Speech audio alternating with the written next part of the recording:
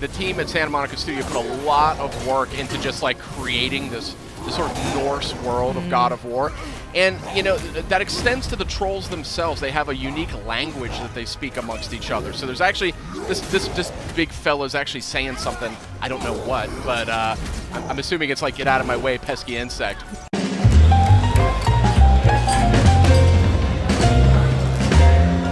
Hey guys, you got Sid here as well as Justin and Kristen. We're taking an exclusive look at God of War. This is footage you will not see anywhere else.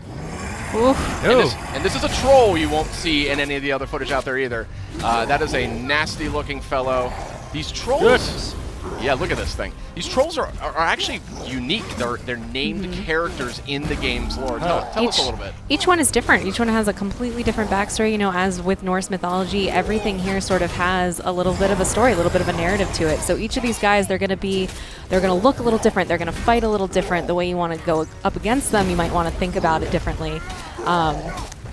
Yeah, this guy looks a lot meaner. He's a lot more aggressive than the other enemies that we've seen. Now, interesting fact, too, I mean, the team at Santa Monica Studio put a lot of work into just, like, creating this sort of Norse world of God of War.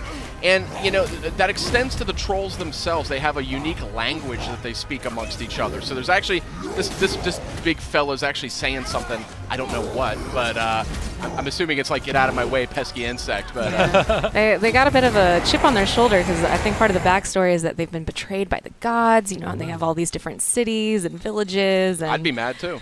They, you know, they're down to fight. Boy, this game just looks so good. Oh, some cool. Friendly pup. No. Never mind.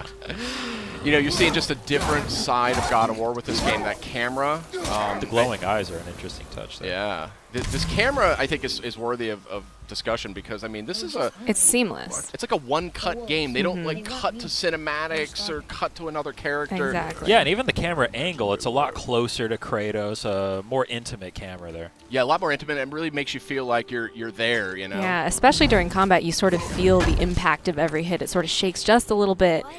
Makes it feel like you really are Kratos. We can. And a sort of robust loot system here, too, something we really haven't seen necessarily in God of War to date. So it's just a different take on and a really fresh and exciting take on a classic PlayStation IP.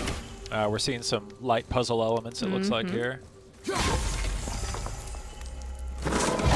Nice. Notably, you don't have to mash the button to open chests anymore. And there's a lot of different kinds of chests. The animations are always different. Ooh, a purple thing.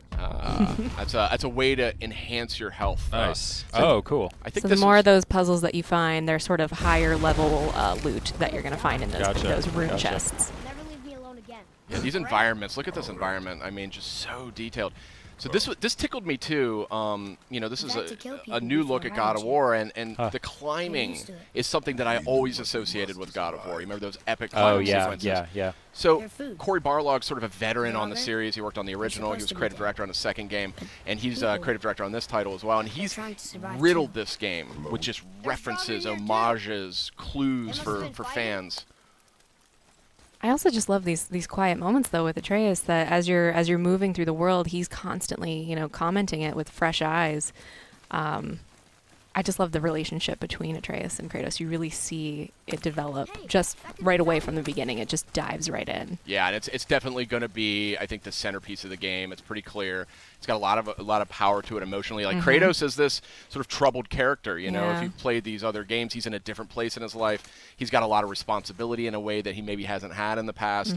And he has to struggle to like keep his temper, something he's not maybe known for exactly. So, really, really interested to see where they go with that in this game. Yeah, it's interesting. It feels a lot more open, a lot more kind of catered to taking your time and exploring. Absolutely. Kind of punctuated by the fast action sequences. Has this been here all this time? Just beautiful. Why don't you help me up there? Oh, here we have this Leviathan axe. This is the Kratos' new weapon of choice. It has a lot of impact in combat, but it also has some properties that sort of lend themselves to puzzle solving as well. Wait for me, boy. This fog is gorgeous. Yeah, that is some crazy looking fog there. Atreus! Well, hope you liked exclusive sneak peek here at God of War. This is footage you won't see anywhere else, and we are all dying to play it when it launches on PS4 April 20th. See you next time.